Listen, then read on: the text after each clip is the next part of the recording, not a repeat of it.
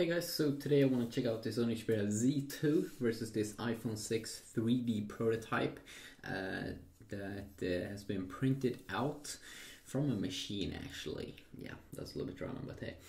So the Sony Xperia Z2 has a 5.2-inch display and some other pretty cool internals, but I'm not gonna lie, usually Sony phones are pretty big compared to LG phones and iPhones and Samsung phones.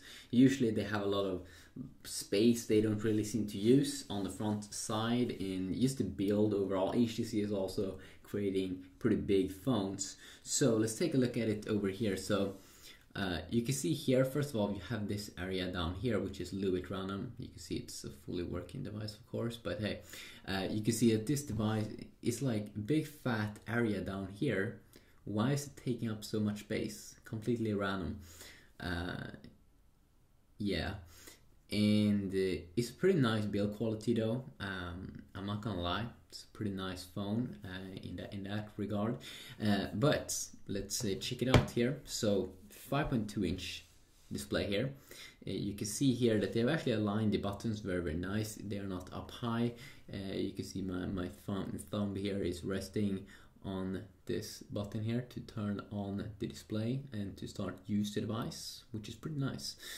And then volume up and down keys is down at the bottom, so you have very quick and easy access to all of the buttons. I don't like the build quality on these though, it doesn't feel that good.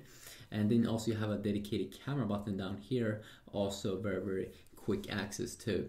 But let's compare it here against this one, which is a little bit different. First of all, it's smaller because we have rumors that the next generation iPhone is going to be that the next generation iPhone is going to be 4.7 inches in screen, and that they will be moving down the power button from the top to the bottom because of a bigger iPhone. So you can see also here, this one even rests way better in my hand, of course, just because it is not as wide and it's not as high, even though the height is not that important, but that it's also super thin. If the next generation iPhone is going to be this, it's going to be pretty bananas. And then volume up and down keys, you can see my thumb here or my fingers here is resting very nicely on that place.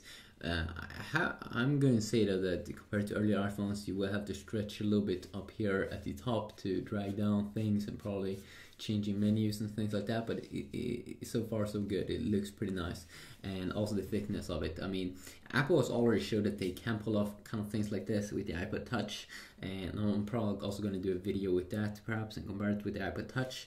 But you can also see when I put it on top here, there's a big difference. Like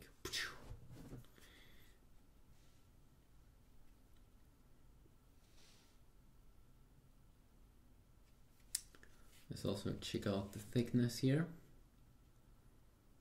You can see huge difference.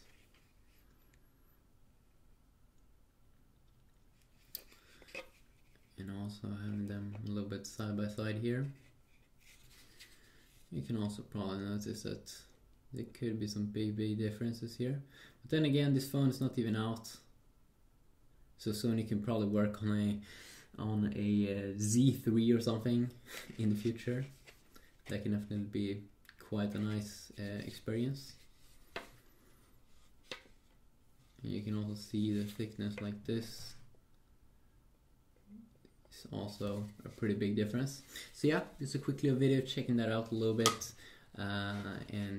Yeah, we have to wait and see what Apple will do with the next generation iPhone. Yeah, peace out.